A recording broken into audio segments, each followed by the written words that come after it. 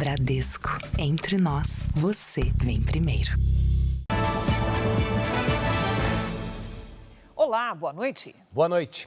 Policiais civis de São Paulo e do Distrito Federal descobriram hoje uma quadrilha que aplicava o golpe do falso advogado. 3 suspeitos foram presos. O prejuízo para as vítimas passou de R$50 mil. As mensagens tinham as fotos e informações dos advogados verdadeiros. A polícia suspeita que o grupo tenha enganado ao menos 10 pessoas. Eles pediam valores para supostas taxas para liberar dinheiro de processos ganhos. 2 moradores do Distrito Federal acreditaram na história e fizeram transferências de até R$50 mil. 3 suspeitos foram presos na zona leste de São Paulo. Eles conseguiam ter acesso a senhas dos advogados e se passavam por eles, dizendo o seguinte: olha, seu precatório saiu, olha, sua ação saiu, você vai receber amanhã. Maria Glória perdeu R$ 3.400. O contato por um aplicativo de mensagem parecia legítimo. Como eu vi a foto, né, e como tem uma causa a ser resolvida, eu pensei, nossa, né, é notícia boa, eu estou aguardando. O falso advogado convenceu a vítima de que o dinheiro de uma ação na justiça seria liberado.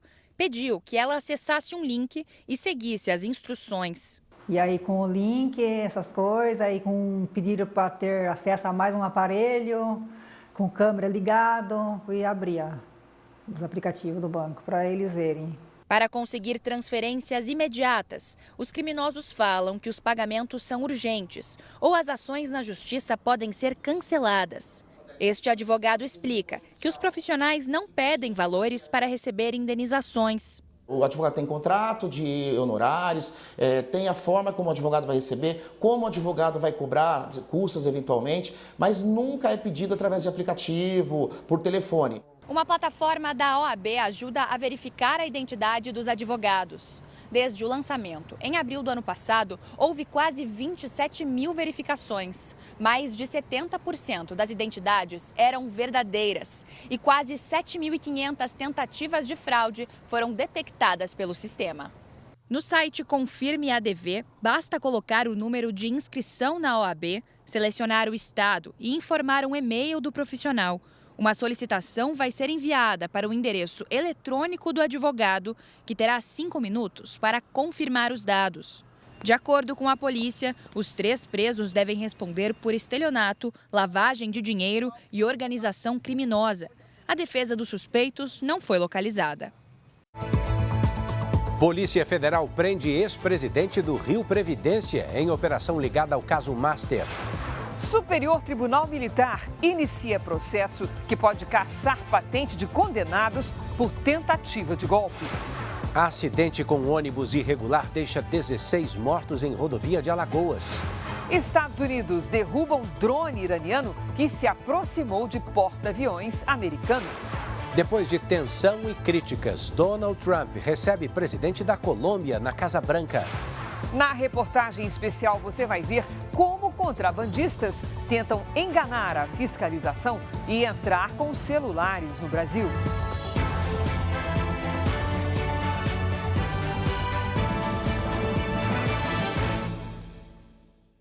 Oferecimento Bradesco. Ajuste seus limites do Pix para um carnaval seguro.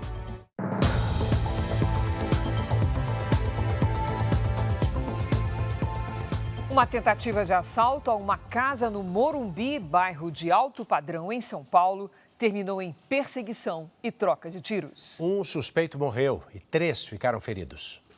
O vídeo mostra o momento em que a diarista, que era mantida refém dentro da casa, é encontrada pelos policiais. Pode abrir, pode abrir. Pode vir que você está salvo. Vem, calma, vem, tá tudo bem.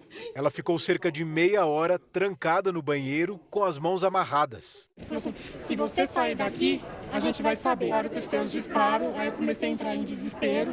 Aí eu abaixei e fiquei abaixado, né? Pouco tempo antes, os criminosos que assaltavam a casa entraram em confronto com a polícia. 3 foram baleados e socorridos.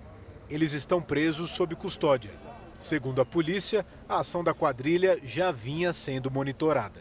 e nós sabíamos que essa quadrilha poderia cometer algum tipo de delito, não sabendo qual, se uma farmácia, se um estabelecimento comercial ou se uma residência. As marcas da violência ficaram espalhadas por toda a casa. Cápsula de fuzil no chão e um carro atingido por vários disparos. De acordo com os investigadores, a quadrilha desligou o sistema de câmeras assim que invadiu o imóvel no Morumbi, bairro de alto padrão na capital paulista. Os criminosos entraram na casa por este portão. Eles usaram um controle remoto que estava clonado. Enquanto 3 deles invadiram o imóvel, 2 ficaram aqui fora observando a rua. Assim que eles perceberam a chegada da polícia, acabaram fugindo. Foi aí que começou uma perseguição policial que terminou em mais um tiroteio. A troca de tiros foi na Avenida Faria Lima, coração financeiro de São Paulo. O carro dos criminosos para no farol e segundos depois a polícia chega. O tiroteio começa e os motoristas que estão próximos se desesperam. Um dos assaltantes morreu no confronto. Nenhum policial foi atingido. Entrar na casa de uma pessoa para furtar, humilhar, o que eles estão fazendo, você não pode concordar. 43 pessoas foram presas suspeitas de integrarem uma quadrilha especializada no furto de caminhonetes de luxo. Foram cumpridos 110 mandados judiciais no Distrito Federal, Ceará, Goiás e no Rio de Janeiro. Câmeras de segurança registraram a organização criminosa em ação. Os suspeitos agem rápido. Um deles desce do carro branco e consegue entrar na caminhonete. Em mais um crime, um homem anda até o veículo e entra. Depois de ligar o motor, troca de lugar com um criminoso que sai dirigindo. Nesta outra imagem, o ladrão tenta abrir a porta enquanto acompanha atento o movimento na rua. Ele desiste e vai embora. Ao todo, foram 50 caminhonetes de luxo furtadas, sempre da mesma marca. Um prejuízo avaliado em cerca de 15 milhões de reais. Ao longo de 11 meses de investigações, a polícia chegou aos chefes da organização criminosa e entendeu como funcionava o esquema. Os veículos furtados em Brasília tinham 2 destinos. Alguns eram levados a Goiânia para serem desmontados, as peças eram vendidas em lojas físicas ou na internet e outra parte das caminhonetes ia para o Ceará, com documentação falsa, para ser trocada por drogas em países vizinhos, como Bolívia e Paraguai. A polícia apreendeu motos, carros de luxo e motos aquáticas. A justiça determinou o bloqueio e apreensão de bens e dinheiro dos investigados. No total, cerca de 16 milhões de reais. Há uma asfixia financeira ocasionada por uma descapitalização e assim enfraquecendo a estrutura econômica da organização criminosa. A justiça mandou soltar o homem que provocou a morte de um menino de 4 anos em Itapevi, na Grande São Paulo. A criança caminhava com o pai quando um trator derrubou um muro sobre eles. Parentes e amigos se reuniram para a despedida precoce e inesperada. Tudo aconteceu em segundos. Pai e filho caminham de mãos dadas pela calçada. De repente, o muro desaba sobre a criança. O pai também é atingido, mas sem gravidade. Desesperado, ele tenta ajudar o menino. Quando eu olhei ele estava com o olho cheio de terra e eu comecei a desesperar, eu entrei em colapso. Theo Henrique Araújo Brilhante tinha 4 anos. Ele não resistiu aos ferimentos e morreu no hospital. Momentos antes do muro cair, é possível ver um trator no terreno onde funciona uma fábrica de lajes. De acordo com um boletim de ocorrência, a máquina teria atingido um material que derrubou o muro sobre pai e filho. Josemar Dantas, de 37 anos, é dono da fábrica e operava o trator. Segundo a polícia, ele não tem habilitação para operar o equipamento. Josimar foi preso em flagrante por homicídio culposo, quando não há intenção de matar. Em audiência de custódia esta tarde, a justiça decidiu que ele pode responder pelo crime em liberdade. O presidente da Associação dos Delegados de Polícia de São Paulo explica por que Josimar não está preso. O juiz analisa se ela vai fugir ou até mesmo se ela vai coagir alguém no curso desse processo, enfim, ameaçar alguém. Então, o juiz fazendo esse filtro, não identificando que essa pessoa oferece um risco, ela responde ao processo em liberdade, tendo em vista ser uma exceção à prisão preventiva no Brasil. A defesa do empresário não foi localizada. A família de Theo, que era autista, está muito abalada. Vocês não têm ideia o quanto que meu coração está vazio. O motorista que atropelou de propósito uma cachorrinha em Aparecida de Goiânia teve a prisão revogada pela Justiça. Ele vai responder ao processo em liberdade. As imagens de circuito de segurança mostram a idosa, tutora da cachorrinha, colocando o lixo para fora, numa viela em que quase não passa carro. De repente, uma caminhonete aparece no vídeo. Ao ver o animal, o motorista reduz a velocidade, mas em seguida atropela. Por outro ângulo, veja que a tutora tenta avisar, mas é ignorada. A cachorrinha morreu no local. Ela tinha 12 anos e era a única companhia da senhora. Depois do atropelamento, a idosa levou as imagens até a polícia. Com a placa da caminhonete, o motorista foi identificado e preso em flagrante, horas depois, quando estava no trabalho. Tudo aconteceu na cidade de Aparecida de Goiânia. Segundo o delegado, ele não demonstrou arrependimento. Ele ainda chegou a baixar o vidro, parou e falou para a senhora, tem no depoimento dela, que ele falou: a culpa foi sua, a culpa não foi minha, por que você deixa a cachorra na rua, né? O motorista passou por audiência de custódia, teve a prisão revogada pela Justiça e agora vai responder ao processo em liberdade. A Polícia Federal abriu um novo inquérito para investigar os negócios entre o Banco de Brasília e o Banco Master. No Congresso, as suspeitas envolvendo a venda do Master motivaram o pedido de criação de uma comissão parlamentar de inquérito. O pedido de abertura da CPI mista foi protocolado pela oposição com 280 assinaturas de deputados e senadores. Eram necessárias 171 assinaturas de deputados e 27 de senadores. Esse que é o caso mais escandaloso de corrupção da nossa história. Deixa a Lava Jato no chinelo. Os governistas dizem que não vão assinar a comissão mista, mas sim um requerimento de abertura de uma CPI apenas da Câmara. A comissão articulada pela base aliada já teria 201 assinaturas. As CPIs, às vezes, viram palcos mais políticos do que de investigação. E o que a gente não vai é assinar a CPMI do PL. A instalação da comissão precisa enfrentar uma fila, segundo o presidente da Câmara, Hugo Mota. Essas CPIs elas são tratadas na ordem cronológica. No ano passado, nós tivemos aí algo em torno de 15, 16 CPIs protocoladas, acabamos não instalando nenhuma e agora nós vamos fazer o debate sobre essas CPIs. Para driblar a fila, a oposição pediu a abertura de uma CPI com deputados e senadores. A comissão mista só depende da leitura do requerimento pelo presidente do Congresso.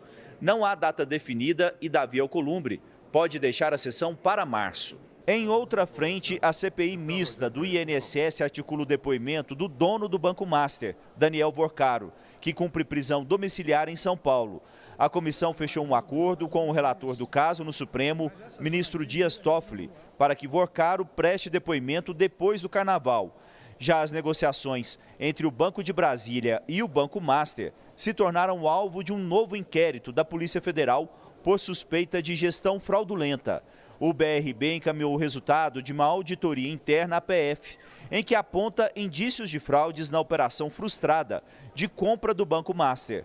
O governador Ibanez Rocha, que teve encontros com Vorcaro, disse que não se preocupa com a citação ao nome dele no caso. Nós estamos muito tranquilos em relação a isso, porque eu tenho certeza que eu estou totalmente limpo nessa história. A Polícia Federal prendeu hoje o ex-presidente do Rio Previdência, o Fundo de Aposentadorias e Pensões dos Servidores do Estado. A instituição é investigada por investimentos no Banco Master, que foi liquidado no fim do ano passado. Os agentes fizeram buscas no apartamento do ex-presidente do Rio Previdência e apreenderam documentos. Davis Marcon Antunes não estava em casa. Ele foi preso na rodovia Presidente Dutra, na cidade de Itatiaia, quando seguia do Aeroporto Internacional de São Paulo para o Rio de Janeiro e teve o carro interceptado. Davis voltava dos Estados Unidos e foi levado para a sede da Polícia Federal, na capital fluminense. A prisão faz parte da segunda fase da operação, que investiga investimentos do Fundo de Pensões e Aposentadorias de Servidores do Estado do Rio de Janeiro no Banco Master. Entre novembro de 2023 e julho de 2024, a autarquia teria aplicado 970 milhões de reais na instituição financeira, liquidada em novembro do ano passado. Em janeiro, quando agentes apreenderam documentos, joias e dinheiro no apartamento e na sede do Rio Previdência, Davis Marcon Antunes pediu exoneração do cargo e negou qualquer ilegalidade. Mas durante as buscas, a PF identificou movimentações suspeitas de retirada de documentos do apartamento dele, manipulação de provas digitais, além da transferência de 2 carros de luxo para terceiros. Além do ex-presidente do Rio Previdência, a Polícia Federal também foi às ruas para cumprir outros 2 mandados de prisão e 9 de busca e apreensão, em endereços ligados a investigados no Rio e em Santa Catarina. A medida se baseou em indícios de obstrução de investigações e ocultação de provas. A defesa de Davis Marcon Antunes disse que só vai se pronunciar depois de analisar o caso. O Rio Previdência ainda não se manifestou. O Ministério Público Militar defendeu hoje a expulsão do ex-presidente Jair Bolsonaro do Exército e de outros 4 militares condenados por tentativa de golpe de Estado. O Ministério Público Militar classifica os militares condenados na trama golpista como indignos para o oficialato. No caso de Jair Bolsonaro, o Procurador-Geral da Justiça Militar, Clauro Roberto de Bortoli, afirma que Bolsonaro agiu com descaso com as regras éticas mais básicas e organizou um golpe contra as instituições. Bortoli pediu a expulsão de Bolsonaro e dos outros 4 militares condenados pelo Supremo Tribunal Federal. Agora cabe aos ministros do Superior Tribunal Militar analisar os processos. Além de Bolsonaro, serão julgados o ex-comandante da Marinha, Almir Garnier, e os generais Augusto Heleno, Paulo Sérgio Nogueira e Walter Braga Neto. O grupo foi condenado pelo Supremo a penas de 19 anos a 27 anos e 3 meses de prisão por tentativa de golpe de Estado. Pela primeira vez, o Superior Tribunal Militar vai julgar a perda da patente de generais. Na prática, se o STM condenar os militares, eles serão expulsos das Forças Armadas e vão ficar sujeitos a cumprir as penas em presídios comuns. Em geral, um processo assim pode levar até 6 meses para ser julgado. O STM é formado por 15 ministros, 10 militares e 5 civis. Assim que os votos estiverem prontos, eu pautarei imediatamente o julgamento. Eu não pretendo procrastinar em momento algum, não é? O julgamento de questões tão relevantes que estão sendo submetidas à apreciação dessa Corte. O devido processo legal será respeitado em toda a sua amplitude, a ampla defesa também. A Constituição Federal diz que oficiais condenados à pena privativa de liberdade superior a 2 anos serão submetidos a um julgamento pelo Tribunal Militar. Caso sejam considerados indignos do oficialato, eles perdem o título de oficial e o direito ao uso da farda. O pagamento do salário para os dependentes do militar expulso é analisado caso a caso. A decisão também torna o condenado inelegível por 8 anos. Ainda hoje, a ação de criminosos que invadiram mais uma farmácia em São Paulo para roubar canetas emagrecedoras. E a seguir, recuperado de uma cirurgia no joelho, Neymar pode retornar amanhã aos gramados. O Camisa 10 tem a missão de ajudar o Santos e sonha em voltar à seleção brasileira.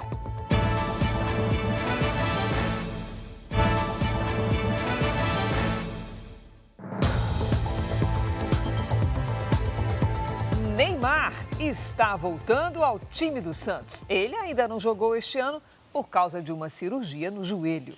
Bom, o jogador deve reaparecer em campo já amanhã contra o São Paulo pelo Campeonato Brasileiro. E eu quero perguntar ao Bruno Lohance, quero ver se ele crava. Algo impensável. Dá tempo e condições de Neymar ser convocado à seleção? Boa noite. Edu, boa noite, Cris. O Neymar não precisa provar mais nada para ninguém. Isso é um fato. Mas a corrida dele é contra o relógio. O técnico Carlo Ancelotti já disse que só vai chamar para a Copa quem estiver 100%. O Santos, que não tem nada a ver com isso, espera que o craque resolva os problemas do time na temporada.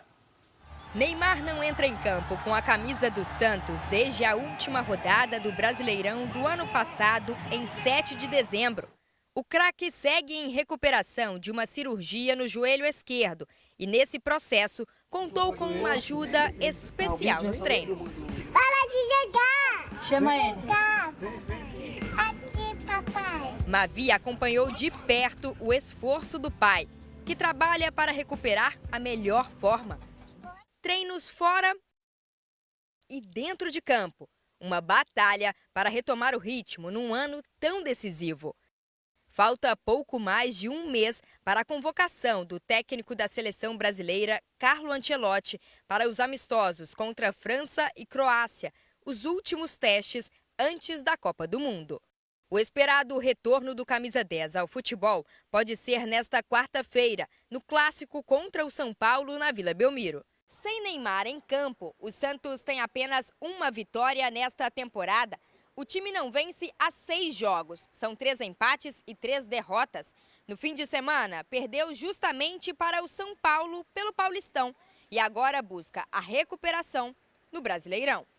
Nesta terça-feira, a torcida santista fez um protesto com faixas na Vila Belmiro e no centro de treinamentos. A cobrança é por melhor rendimento na temporada. O principal alvo foi o presidente do clube, Marcelo Teixeira. Na apresentação oficial, o atacante Rony deixou claro o peso e responsabilidade de jogar ao lado de Neymar. Que honra e que privilégio de jogar do lado desse cara. Só de você estar do lado dele, você consegue ter alegria para jogar. Acho que nem vou nem dormir amanhã. Hoje, o São Paulo anunciou a contratação de um reforço para a lateral direita. Já o ídolo Rafael Veiga se despediu do Palmeiras rumo ao América do México. Veiga foi anunciado hoje pelo time mexicano. Antes de ser emprestado até o fim da temporada, o jogador teve o contrato renovado com o Palmeiras até o fim de 2028.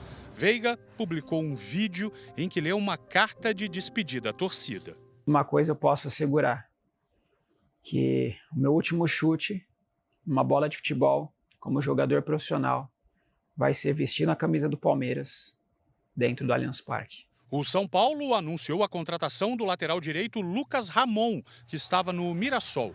O contrato com o tricolor vai até o final da temporada de 2027. Gianni Infantino, presidente da FIFA, defende o fim da suspensão da Rússia em torneios internacionais. Segundo Infantino, a proibição não trouxe resultados práticos, apenas gerou mais frustração e ódio. Clubes e seleções da Rússia estão afastados de competições da FIFA e UEFA, a União das Associações Europeias de Futebol, desde a invasão da Ucrânia, em fevereiro de 2022. O ministro de Esportes da Ucrânia classificou a declaração de Infantino como irresponsável e infantil e defendeu a manutenção das sanções esportivas aos russos. Cris, Edu. Valeu, Bruno. Veja a seguir, pelo menos 30 pessoas morreram em uma das mais fortes nevascas dos últimos anos no Japão. E também, o Senado aprova uma medida provisória que amplia o programa Gás do Povo.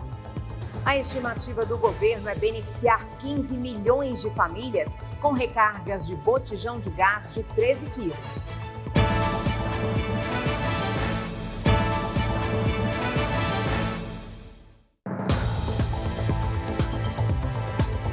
Em São Paulo, mais uma farmácia é alvo de criminosos. Eles roubaram canetas emagrecedoras, medicamento cada vez mais visado pelas quadrilhas.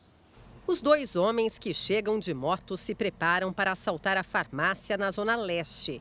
Dentro da loja, ameaçam os funcionários e exigem a entrega das canetas emagrecedoras. Rapidamente, eles enchem as sacolas e fogem. A polícia passou a mapear o perfil desses criminosos, que agem com muita violência. Falam que vão dar tiro, que atirar na cara. Foi o que aconteceu hoje. A partir da placa da moto, a polícia localizou os suspeitos num quarto de hotel, a 4 quilômetros da farmácia assaltada. 10 caixas de medicamentos foram recuperadas. Um dos presos já tinha passagem por roubo. A investigação apura se a dupla participou de outros crimes na região. A defesa deles não foi encontrada. De acordo com a polícia, o roubo de canetas emagrecedoras é mais comum no começo da manhã e no fim da noite, quando as farmácias estão mais vazias. Já o destino desses medicamentos roubados varia bastante. Em muitos casos, eles são vendidos por valores abaixo do mercado e algumas vezes negociados diretamente com traficantes. No ano passado, os roubos causaram um prejuízo de quase 69 milhões de reais às principais redes de farmácia do estado. A capital concentrou a maioria dos casos. Nas apreensões, quase sempre os medicamentos estão sem refrigeração, o que compromete a eficácia da substância. Sempre compre nos estabelecimentos comerciais permitidos, com receita. Agora veja que número alarmante. O Brasil registrou mais de 83 mil estupros e estupros de vulnerável em 2025, isso de acordo com dados do Ministério da Justiça. A nossa colega Tainá Farfan tem as informações ao vivo, direto de Brasília.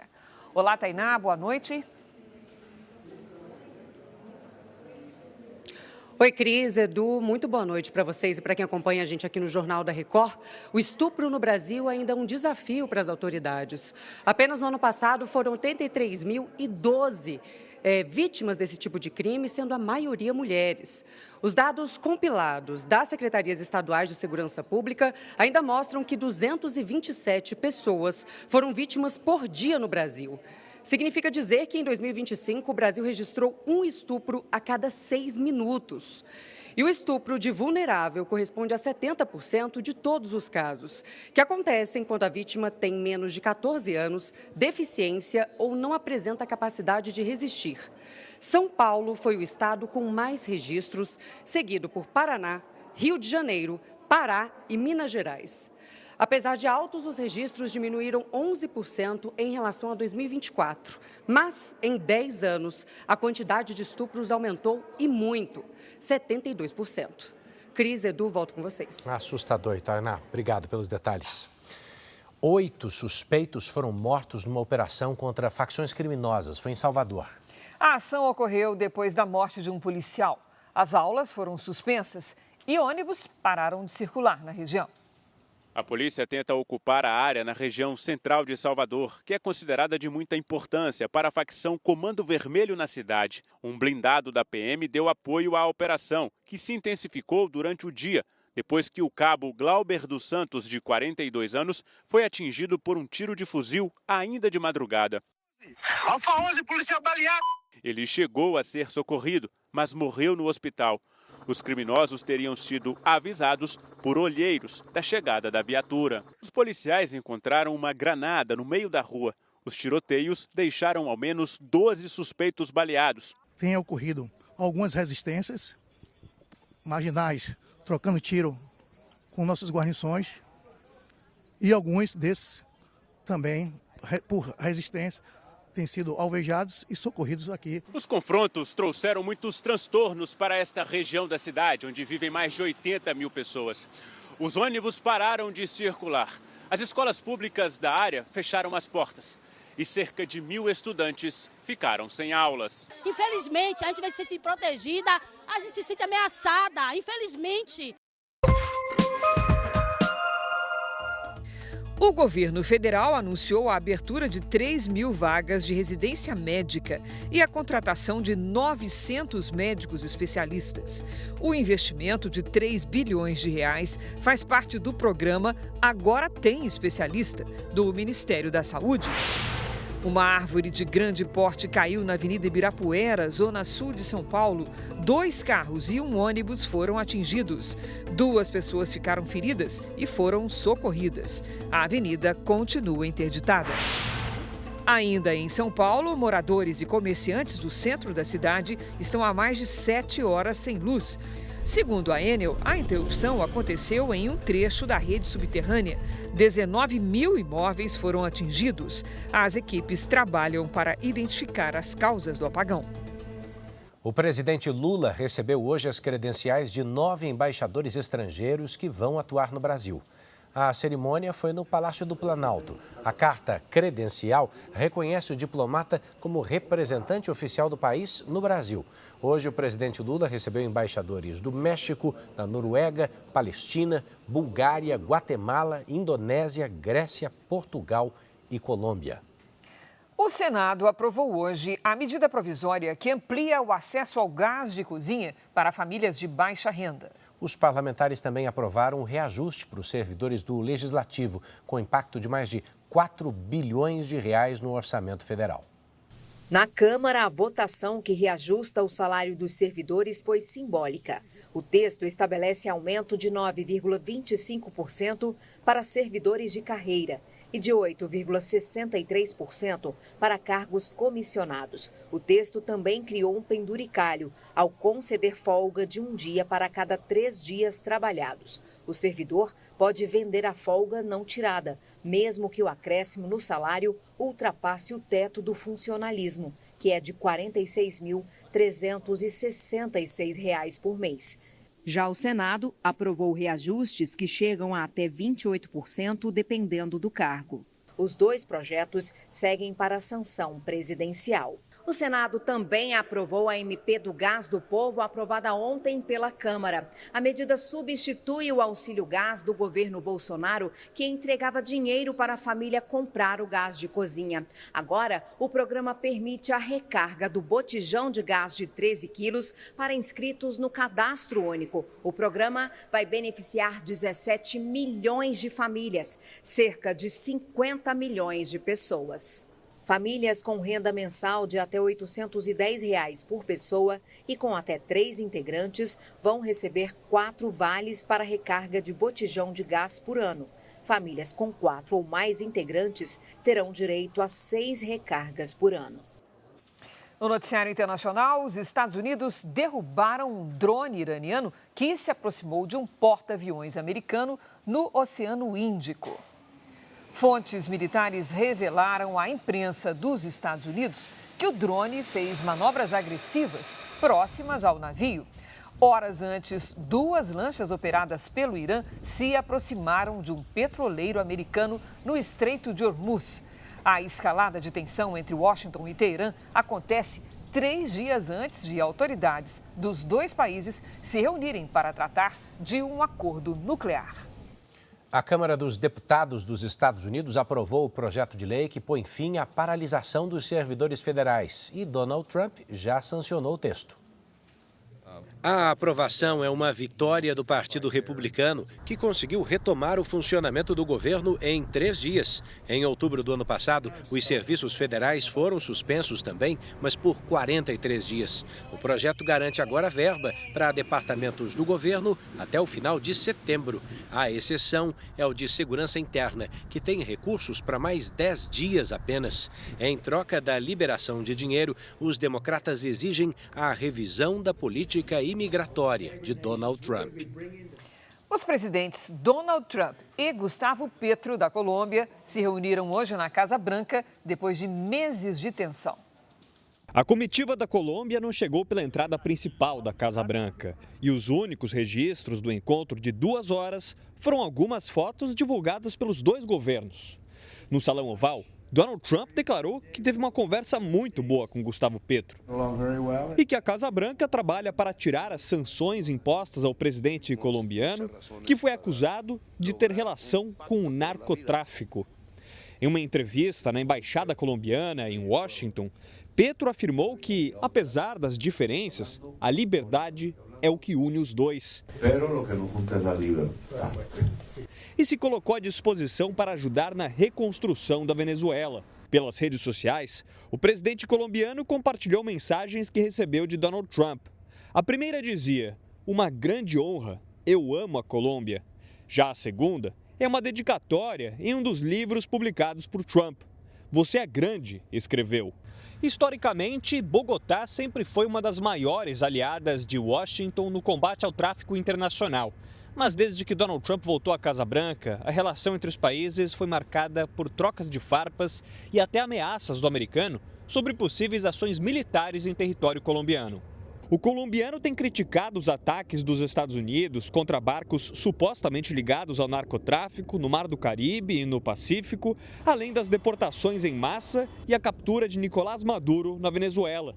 Horas antes da reunião, a Colômbia extraditou um chefe do tráfico, conhecido como Pipi Tuluá, para cumprir 30 anos de prisão nos Estados Unidos. O ex-presidente dos Estados Unidos, Bill Clinton, e a mulher dele, a ex-secretária de Estado Hillary Clinton, vão depor em uma investigação sobre o criminoso sexual Jeffrey Epstein. Hillary vai prestar depoimento perante o Comitê de Supervisão da Câmara em 26 de fevereiro e Bill no dia 27. Os dois fizeram um acordo nesta terça-feira e aceitaram depor depois de resistirem por meses à pressão dos parlamentares.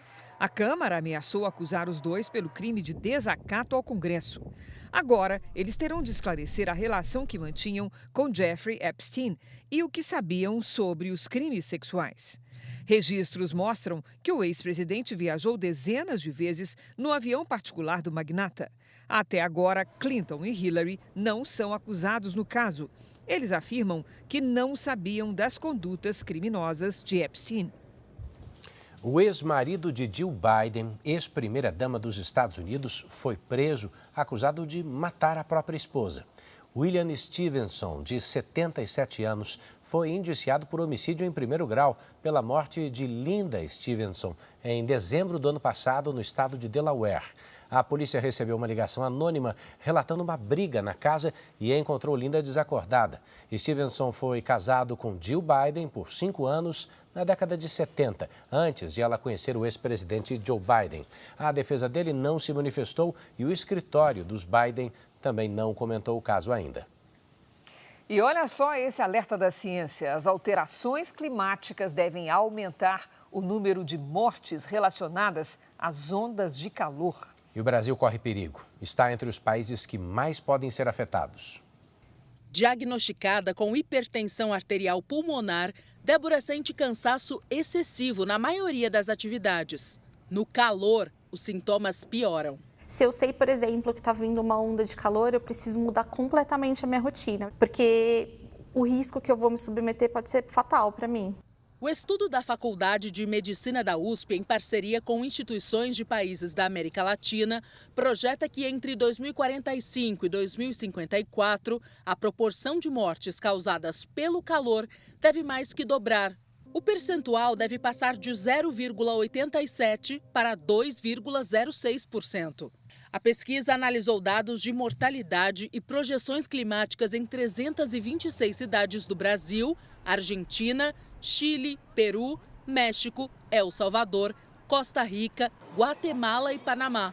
Entre as capitais brasileiras estão São Paulo e Rio de Janeiro. O que a gente vê é que o Brasil apresenta, comparado com esses outros 8 países, ele apresenta as piores taxas, as maiores taxas de mortalidade devido ao calor. Cidades cada vez mais concretadas, com menos áreas verdes e o calor extremo, que ameaça, mas que não atinge todo mundo da mesma forma.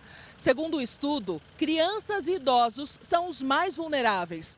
Eles também, muitas vezes, têm alguma doença de base, uma doença cardíaca, uma doença pulmonar, um diabetes. E isso também torna essa população mais suscetível aos impactos do calor extremo. As desigualdades sociais também têm impacto. Estudos mostram que existe uma variação de até 15 graus nas temperaturas entre comunidades e bairros mais arborizados. A gente precisa começar a achar maneiras de se adaptar a esse clima diferente que está acontecendo e vai piorar ainda no futuro. Você ter mais áreas verdes na cidade e fazer um alerta precoce, olha, vai ter uma onda de calor, se preparem. Mais chuva e ondas de calor são os destaques da previsão do tempo. Hora de conversar com a Lidiane Sayuri. Oi, Lid, boa noite. Oi, Cris. Olha, enquanto o Sudeste e o Centro-Oeste seguem com risco de temporais, mais de 500 cidades do Sul entram em alerta para as altas temperaturas com 5 graus ou mais acima da média. Boa noite para você, Edu, boa noite. E uma boa noite para você que está com a gente. E até dentro do Rio Grande do Sul, Santa Catarina e do Paraná, há um grande contraste. Enquanto a faixa leste dos estados permanece com chuva forte, o interior vai apresentar tempo seco e temperaturas próximas ou acima dos 35 graus. Em Natal, pancadas de chuva só pela manhã, máxima de 31 graus. Em São Paulo, chuva a qualquer hora, com 25. Já em Porto Alegre, dia ensolarado, com 34. Só nas últimas 24 horas, São Gabriel do Oeste, em Mato Grosso do Sul, registrou 70% da chuva esperada para o mês. Nesta quarta, a chuva continua atingindo as mesmas áreas que estão encharcadas. Há risco de transtornos em todo o litoral de São Paulo, no litoral e na Serra do Rio de Janeiro e na divisa com Minas Gerais. As imagens de satélite mostram nuvens carregadas sobre grande parte do país. No norte, temporais típicos de verão. No Nordeste, o calor predomina e as áreas litorâneas ainda podem ter pancadas de chuva. À tarde, em Boa Vista, máxima de 33 graus. Em São Luís, faz até 30. Em Belo Horizonte e em Curitiba, 27. E até 31 em Cuiabá. Tempo delivery. A Tereza é de Itajubá, Minas Gerais. Boa noite, Tereza. Nesta quarta, a chuva pode cair a qualquer hora e virar temporal. Máxima de 24. Na quinta, o tempo segue instável, com chuva e faz 23 graus. Na sexta, o sol volta tímido e ainda pode chover, faz até 22. O João é de Belém, no Pará. Oi, João. Até sexta, sol entre nuvens com pancadas de chuvas à tarde e à noite. As temperaturas variam entre 29 e 30 graus. Participe, envie seu pedido pelas redes sociais com a hashtag você no JR. Cris, Edu. Obrigada, Lidy. Acidente gravíssimo em Alagoas. 16 pessoas morreram depois que um ônibus irregular capotou ainda de madrugada no sertão do estado. Ao menos 60 pessoas estavam no ônibus que retornava de Juazeiro do Norte, no Ceará, com destino a Coité do Noia, interior de Alagoas. O acidente foi numa rodovia estadual no município de São José da Tapera, no sertão alagoano. Segundo testemunhas, o motorista perdeu o controle da direção. O veículo saiu da pista e capotou. Entre as vítimas, há 3 crianças. 23 feridos foram socorridos. A Polícia Civil investiga as causas do acidente e o governo de Alagoas decretou luto oficial de 3 dias.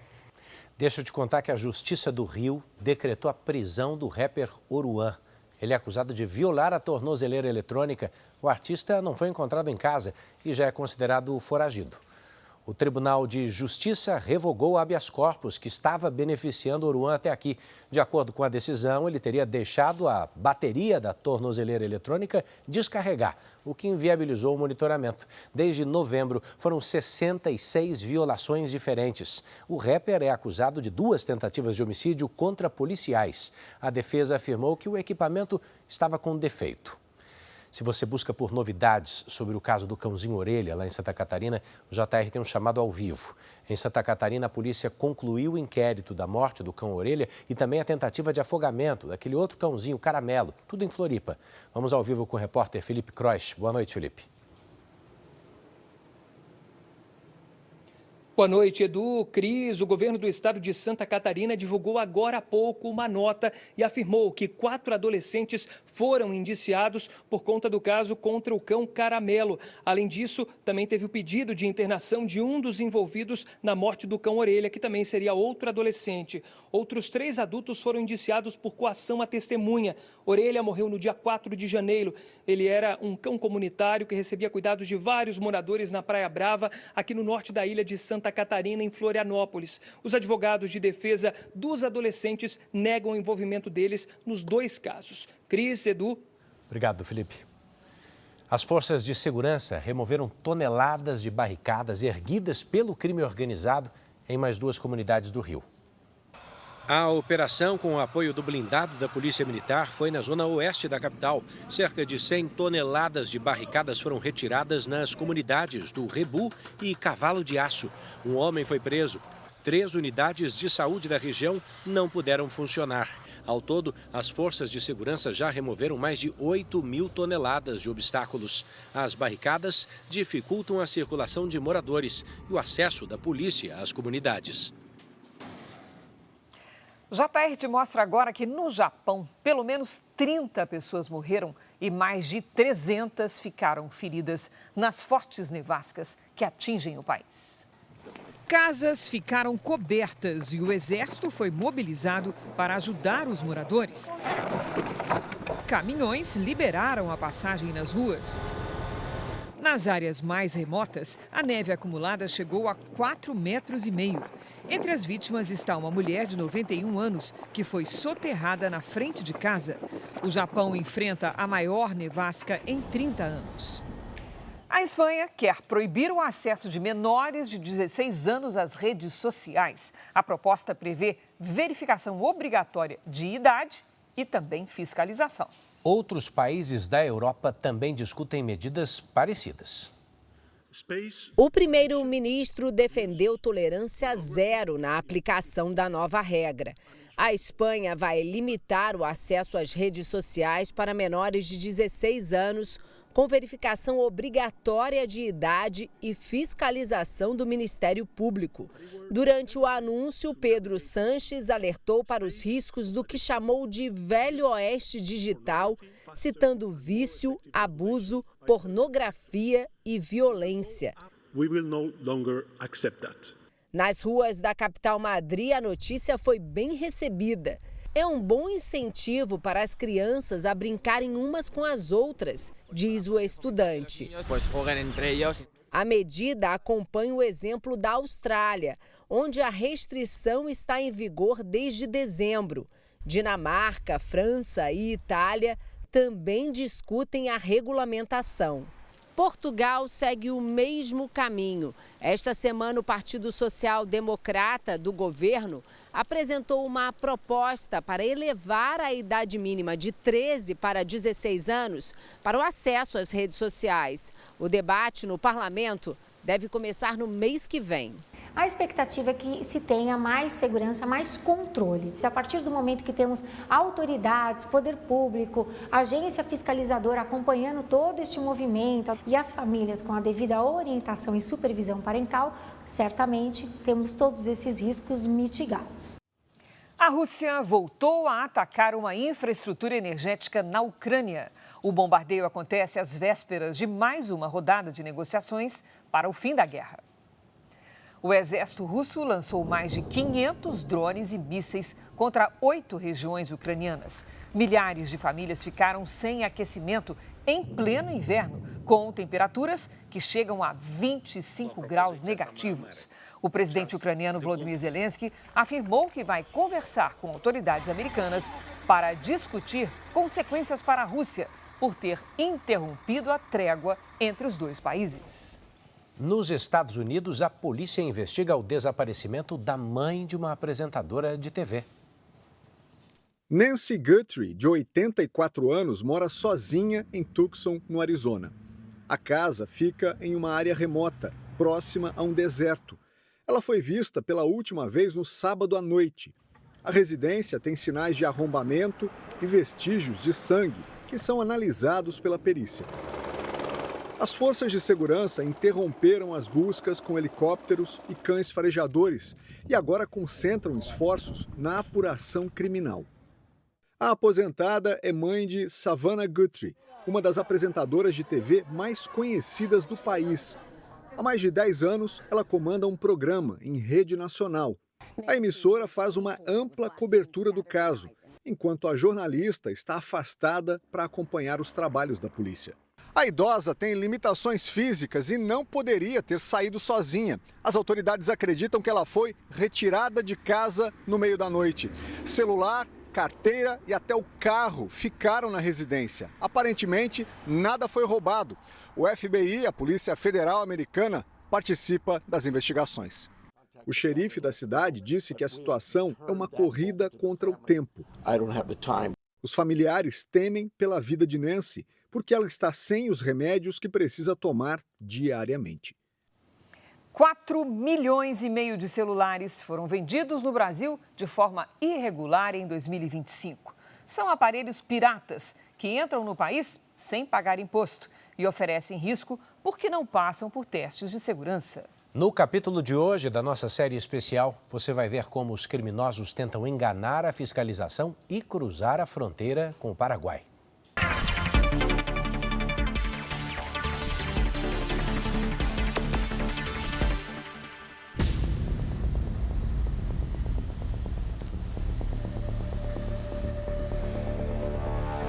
Foz do Iguaçu é a fronteira mais movimentada do país. mais de 100, 120 mil pessoas que cruzam diariamente.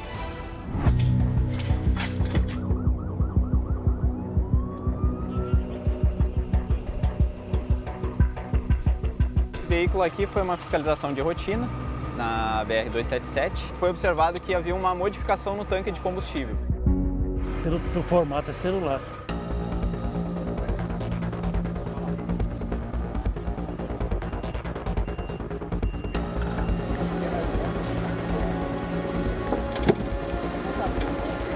É impressionante a quantidade de aparelhos encontrados dentro do tanque do carro. Mais de 80 aparelhos.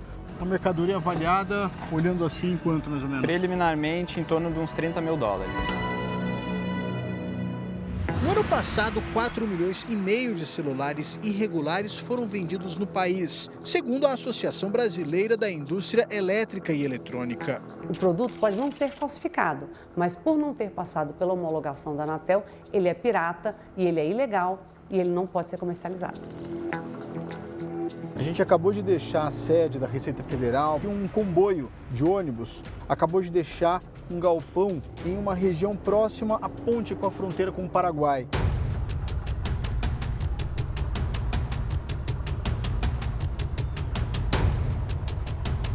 A cota de isenção de bagagem para uma pessoa que atravessa a fronteira terrestre é de 500 dólares.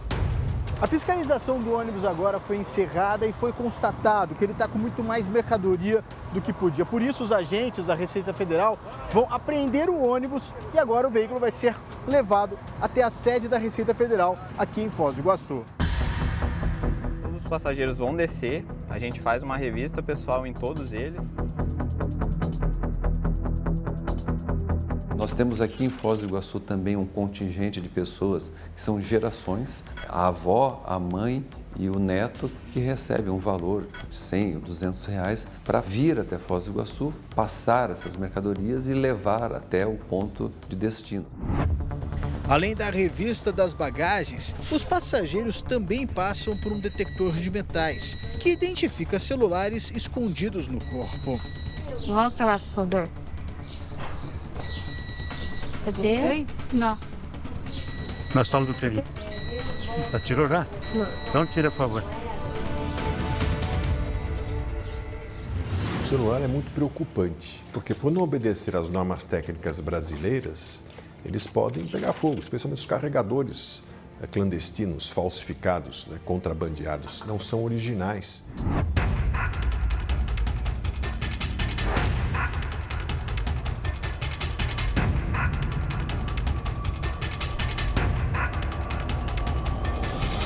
Muitas vezes, dentro dos ônibus, os contrabandistas tentam esconder a mercadoria em fundos falsos. Tá tão escondido, ó, que a gente só aqui embaixo é essa embalagem azul que eles esconderam embaixo do banco, tem dos dois lados, inclusive.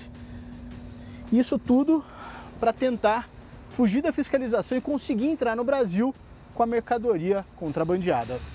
Nós da Receita Federal chegamos a encontrar diversas caixas, com celulares de alto valor acondicionadas sob compartimentos preparados, latarias soldadas, coisas que não existiam ali sob a carroceria do ônibus, por exemplo.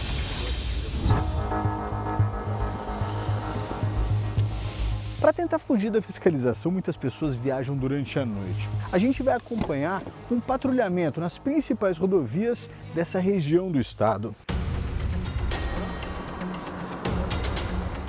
Bravo Uno, estamos com um veículo em atitude suspeita aqui. Bravo Uno ciente, a gente vai se aproximar aqui da rodovia.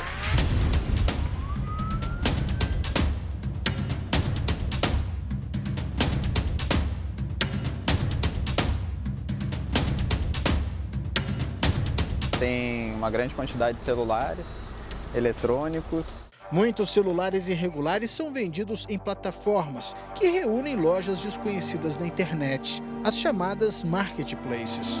A Anatel já multou os marketplaces em mais de 7 milhões de reais por estarem veiculando anúncios de produtos não homologados. Outra porta de entrada de celulares irregulares é o Aeroporto Internacional de São Paulo.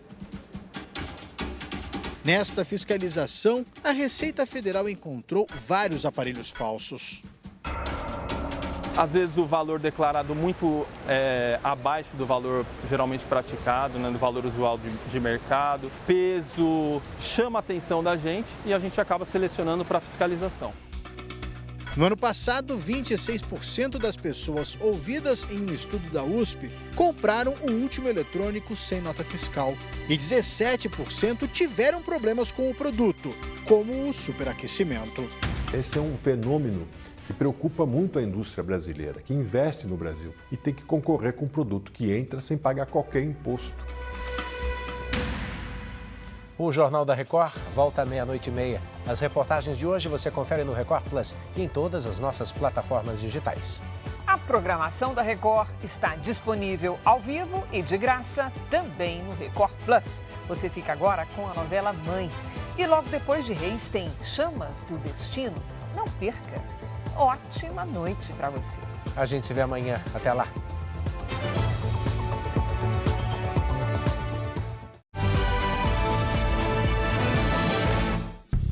Bradesco. Entre nós, você vem primeiro.